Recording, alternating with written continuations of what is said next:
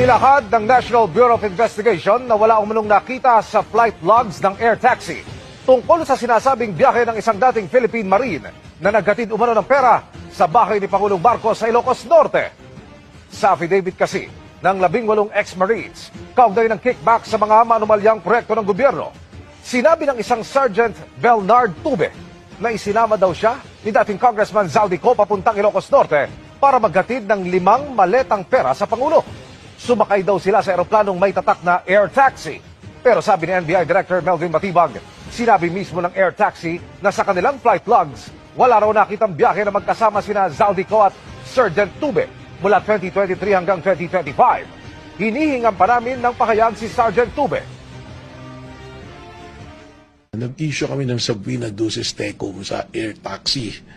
At sumagot ng air taxi na meron pang board resolution na kasama na notarized na from 2023 to 2025 walang sa flight logs walang record na si Zaldico at si Sergeant Tube nagkasama sa isang flight na inarkila na ang eroplano ng air taxi. So very clear. Inilahad ng National Bureau of Investigation